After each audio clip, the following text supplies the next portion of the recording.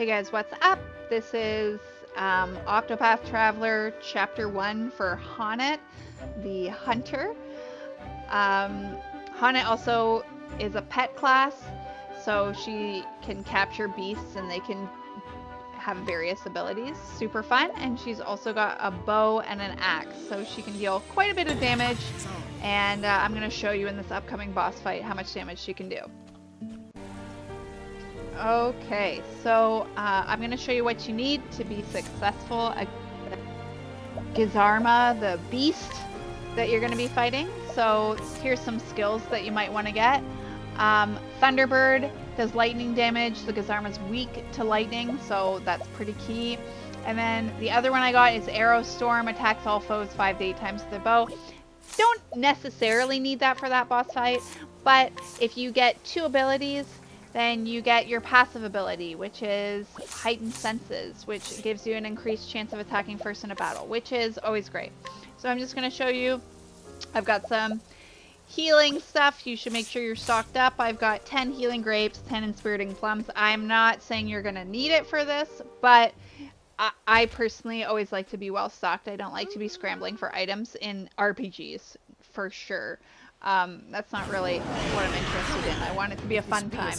So, Gizarma is weak to bow and lightning. So, you pretty much have to break down the shields. So, Arrow Storm was great for that. You don't need it, but if you want to hurry the boss fight along, it can really break down the shields really fast.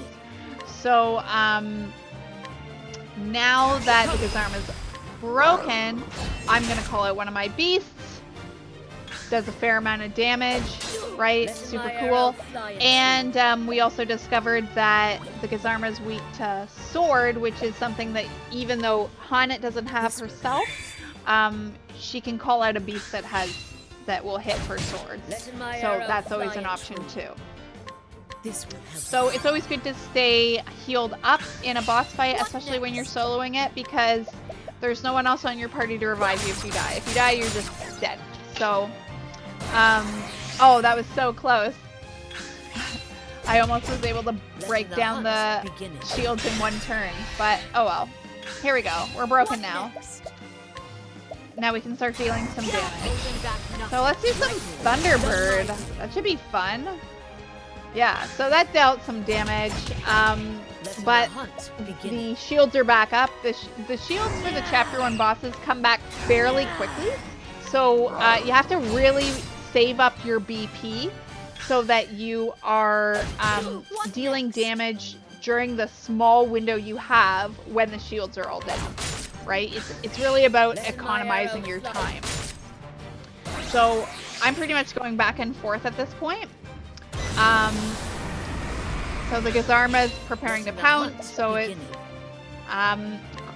going to do its most strong attack. So I'm just healing up just to make sure I can withstand death from above. So dealt 100, but it missed the other one, so not a big deal. So pretty much you just have to be patient. You have to wear down the shields, right? And then you can use your boosted attacks once the creature is vulnerable. So one of my beasts, my Mossy Meep, is able to heal me, so I use that instead of using an item, which is always nice when you can save on having to buy items. Alright. So, let's bring that Thunderbird out again.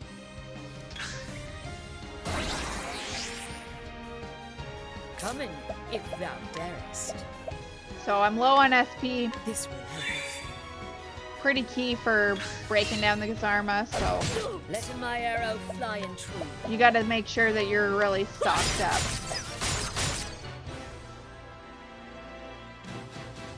So you can tell the Gizarma doesn't have much health left.